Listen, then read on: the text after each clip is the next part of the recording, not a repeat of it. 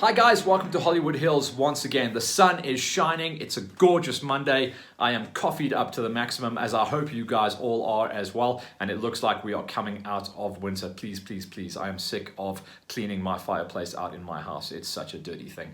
I love it, but I can't wait for summer where I can break out the old Factor 50 again, get some sunburn going and hang out with you beautiful people at the races. Racing is coming down the pipe as well, guys. Remember, there's still plenty of entries, plenty of gates available for Farm Jam coming around the corner on the 14th. Get those lastminute.com entries in. I think it's going to close Wednesday or Thursday this week, and then we'll see you guys on the line. It's going to be a huge, huge, huge entry. We're predicting a possible 350 or 400 riders across all of the two-wheeler gates.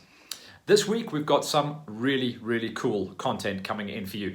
If you guys are fans of the show, which I know most of you guys are that are watching me now, right here today, it means you know that I've been working with Mike Glover on Red Cherry Adventures. We've been working together on ICE events and Roof of Africa way down in the past as well. And with the new changing environment, he's come up with a new stellar concept. It's called Tough Enduro, and we did a pre-recording last week. This is what Mike has to tell us all about the new show that is Tough Enduro.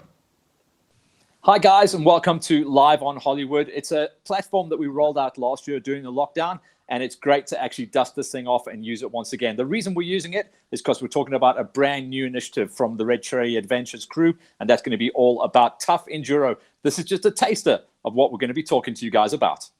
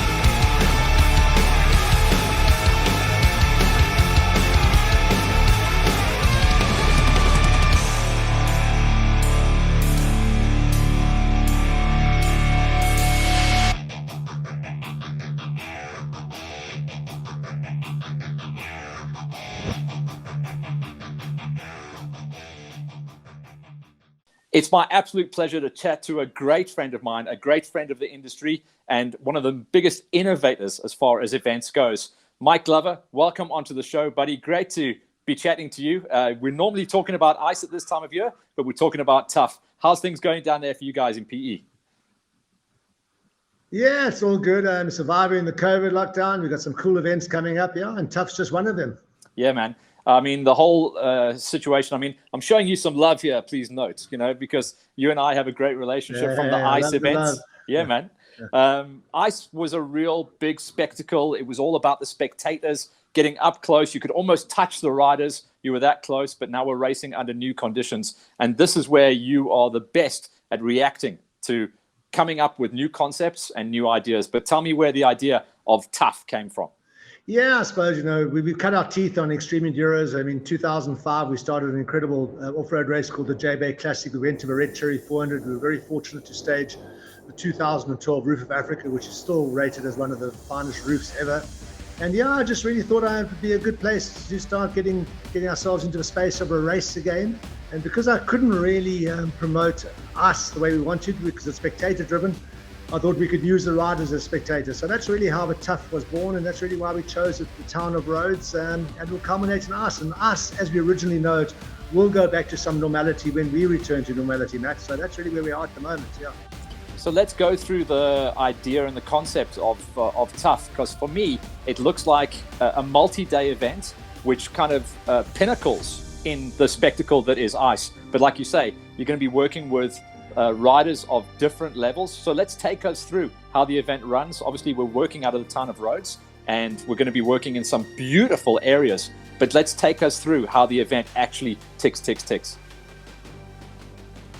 Yeah, okay, cool. I will do, because I think that's important. And our first priority is that even us, they see it as a bunch of Wade Youngs and Travises and Matts and the old Brian Capper from days. It is really something that we wanted to open up to everybody, the casual weekend warrior. The last thing we want to try and do is get somebody to commit to a 3-day event, Matt, and they get blown out in the first 3 or 4 hours, and it's wasted money, it's wasted time.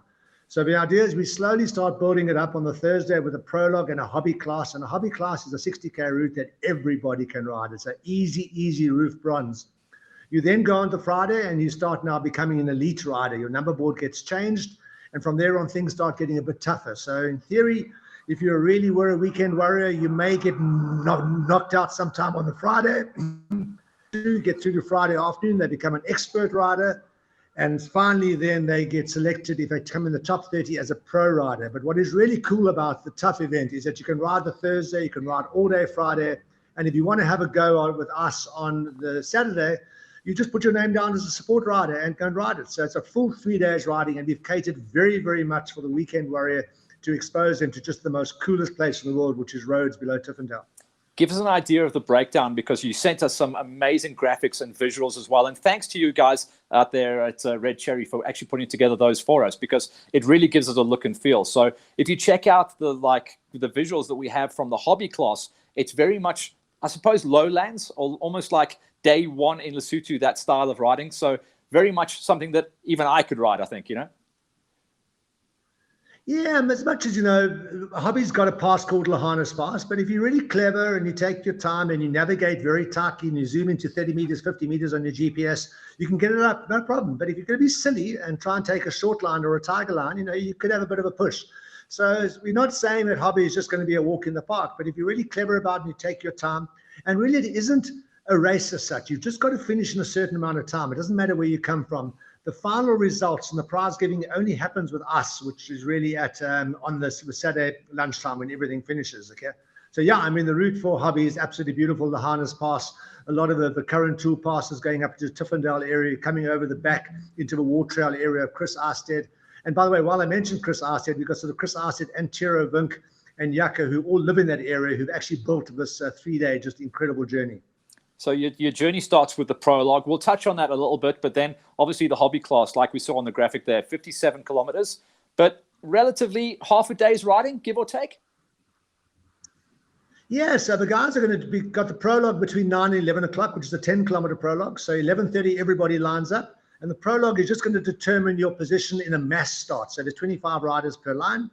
We go off, and then from there on, you're going to go and ride there. And I think that most guys should really take it as a 3.5 to 4 hour ride quite easily. But there is no time bar. There is no cutoff, so the sun will be up a bit later. So everybody should get in. We're hoping for a 100% finish, unless he has a mechanical or something really goes wrong. But yeah, we really want the guys to all migrate to Friday, when obviously we have elite and we have expert classes here. Take us through the expert and elites, because obviously some people will be worrying that they are, like we say, weekend warriors, and they're not pros and stuff like that. And the whole idea is to really educate these guys, because you actually do become an expert by completing hobby, and then you become an elite by finishing expert. It's a nice lock-on event, isn't it?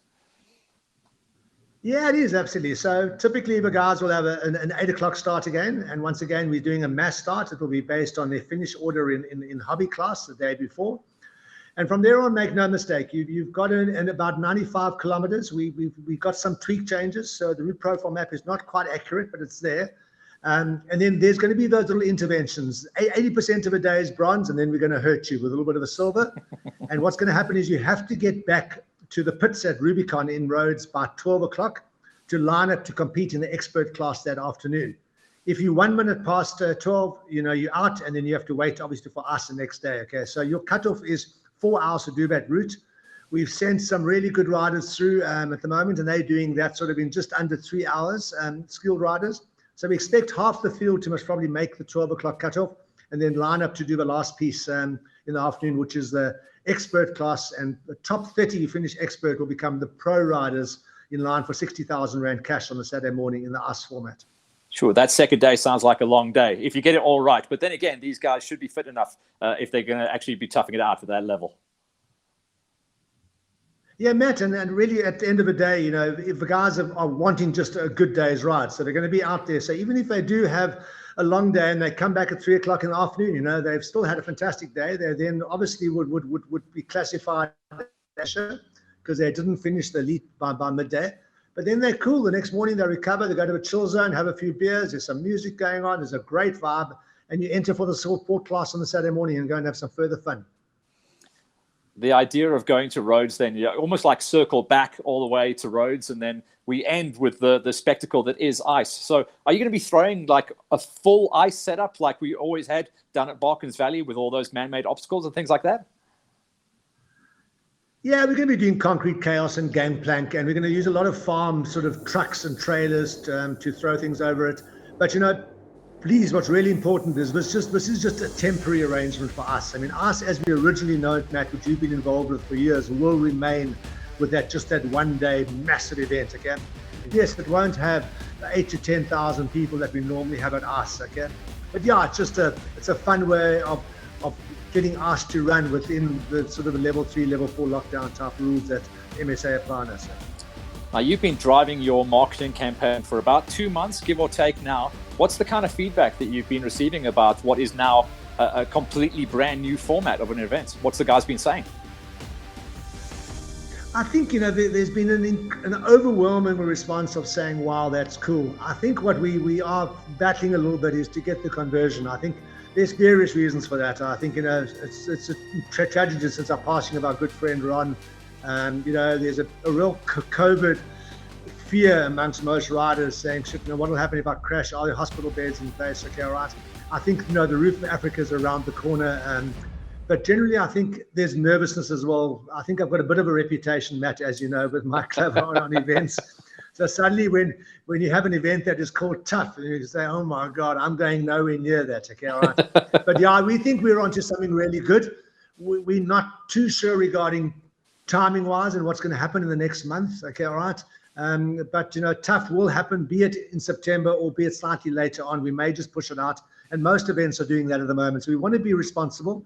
I mean, the support that we had from Red Bull is fantastic. So Red Bull and Seth have said, Mark, it's your call. You go for it. We've supported you over the last 7 years of us. We love the event. They're the major sponsor with all the prize money and so on. So anything that Red Bull endorses for us is great. But we also, Matt, we want to be responsible. Okay, all right. And we will make that decision in the next few days, exactly what we're going to do. Tough will happen. But whether it's going to happen in the first week of September, we're not quite too sure yet. Okay. Yeah.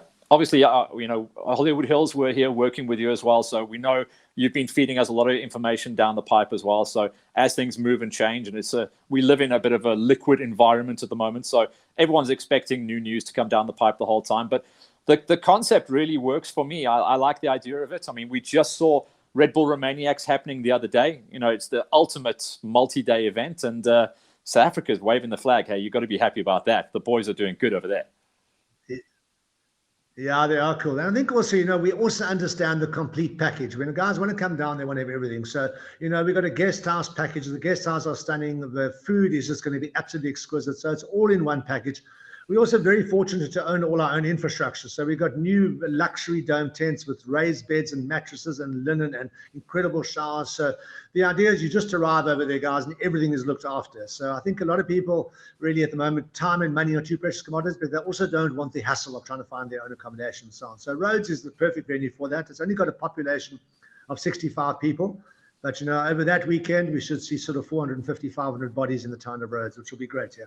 Mike, the whole idea, like we say, about tough is to keep something moving, because like we said, we can't go normal ice racing. So this is an idea of putting just a marker in the sand, keep something going, and then as soon as we can get ice going again, perhaps later in the year or early part of next year, then we'll go and just blow things up again and do a massive show once again, hey?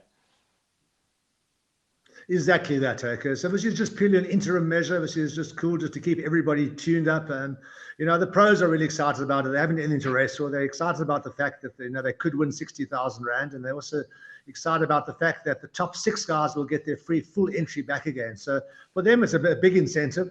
But, you know, we don't want to mess with what was the incredible winning formula of us as being that sort of that one day big massive event with massive amount of spectators. But this is purely a stopgap. And I think it's quite a cool stopgap because a lot of the guys wouldn't normally go in and participate in us. But now they're going to get through day 2 through Friday. Even if they are knocked out, they can still go and have a jaw at support while they're there. And maybe that'll grow the interest for us, when we get back to the original format. Yeah, totally agree with that. Okay, Mike, well, as always, an absolute pleasure. And thanks again to Mike and the whole crew out there at Red Cherry Adventures. It's interesting times, challenging, and Mikey and his crew are definitely up for the challenge. So watch this space as we bring you more information about the timing of Tough, and it definitely is going down. We'll just confirm the numbers on the dates and the pages and make sure you guys are well informed. But once again, thanks to Mike for giving us the story of Tough Enduro. So thanks to Mike and his crew for putting that together for us. Great edit work as well. Thanks to Ivan for coming on board and helping me out with the Live on Hollywood segment once again. We haven't done those for over 6 months now. That's something that we actually cobbled together lastminute.com when we went into the first lockdown. So it's nice to kind of dust off those old skills as well and use the old online format again. But that was really cool. Then also the second segment today is going to be all about CW. That's Cycle Works Suspension Tuning, and Justin and his crew are absolutely stellar at the moment. They came on board at the end of last month. We gave you a little introductory to tell you what they're all about, and now this is the first of our series of segments working with Justin and the boys out there at CW. The first topic is going to be all about setting up the SAG. Tune in, guys. There's a lot of things that I learned on this shoot that I didn't know, and that's after years and years of riding as well. So check it out and make some notes. Justy, we're back with CW. Today it's all about SAG. Now, even some of the pros tell me that they don't often set up the SAG perfectly. They'll be faffing with the clickers and preloads and everything, but SAG is the first point. Tell me why. Yeah, man. Thanks for coming in again. SAG is very important when it comes to a bike setup. It's a word that's been thrown around, that it's even in a manual, but SAG is very important to setting the bike up to the rider's weight. So you obviously get two different settings. You get rider SAG and you get static SAG, which both must fall in specific parameters for different disciplines and different bikes.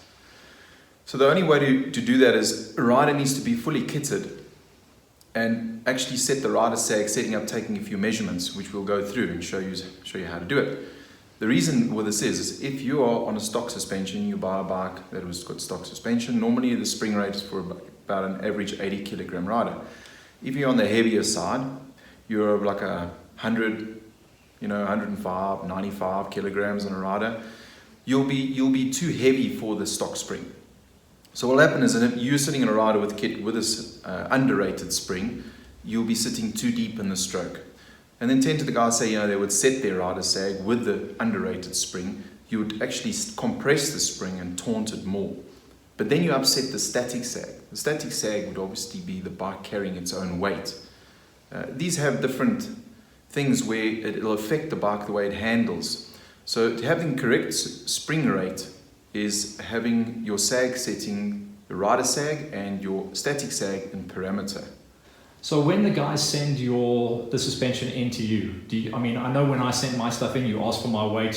I think I told you it was a moderate 80, which is great because I think I am captain average. I'm a 35 pants, I'm 80 kgs, I'm captain average. But do you often need the guys to tell you that, or is it something that they need to bring their bike into you, or is it something that the dealers do? Tell me what the first part of the process is. Well, first part process is, it's a question I always ask because a customer would say, we'd like to have a bike set up. It's easy to do that if you are here with your kit and your bike, yes. But it's definitely something that a rider needs to learn to do himself. I see it as in the same ballpark as changing your air filter. Because if you're setting your chain, you're setting the leverage point on the swing arm, which your SAG setting changes. So it's something that you need to get comfortable doing. It's actually a very simple process. And you don't need to do it every single time you ride. You just need to do it maybe once a month, or you feel your bike's upset or something. Just double check it.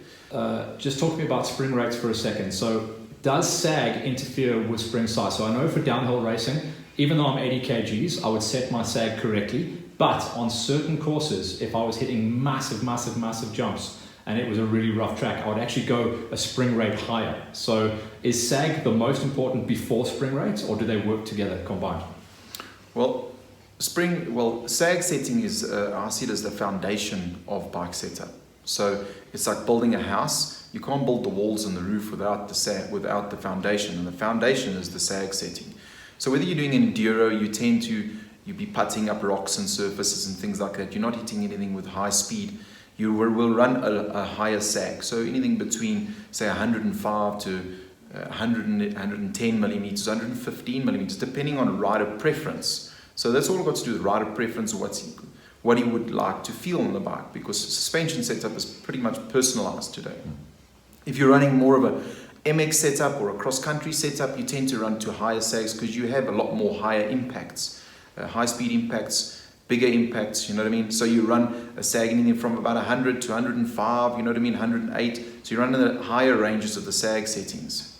And do the guys work off charts for this, or is it known? Are these numbers known? I mean, in the mountain bike world, we used to run a 30% sag, but in the motorsport world, it's very difficult to actually know where to get these numbers. Well, if you do look at measurements, it is plus minus 30% of the travel on a dirt bike, you know what I mean? But it's difficult to measure that. So we with the actual travel, so you actually take a tape and you measure it out and you get a specific measurement. So the manufacturers have given you a certain measurement, where it depends on Yamaha or KTM. They got different sag settings, but that's just an average. So you got to work off that average. If you get close to that average, you'll be pretty good where the suspension needs to be. And you just need to maybe fine tune it from there and try a few different settings which you feel work better for you. Justy, what's the biggest mistake guys make when they're setting up their sag? Well, I would say the biggest mistake is not taking into consideration their kit weight. Whether you're a motocross rider or a GXCC rider or an enduro rider, your kit will weigh anything between 10 to 15 kilograms additionally on you. A lot of guys tend to think it's much lighter than that, but it's not. It's actually that heavy.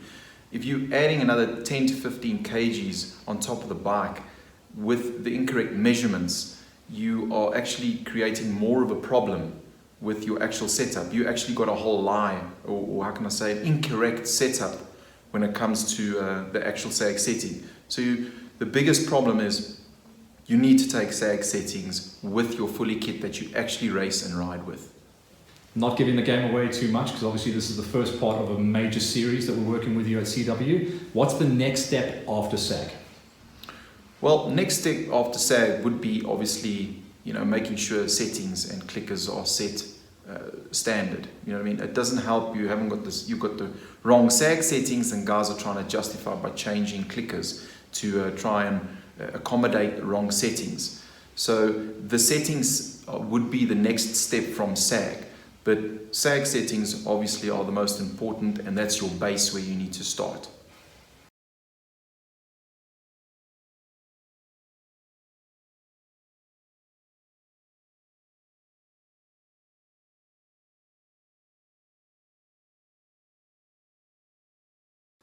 So thanks once again to Justy. Of course, we now get ourselves ready to go forward into next week. We've got a big road trip planned. We're going to be bouncing all over in Mpumalanga, but we are aiming. Our focus point is Middelburg and round 3 of the Farm Jams. Like I said at the beginning of the show, get those lastminute.com entries in. We are going to see record numbers out there. And of course, this officially kicks off racing once again, now that we are out of lockdown, and also kicks off the official start of the second half of the 2021 racing season.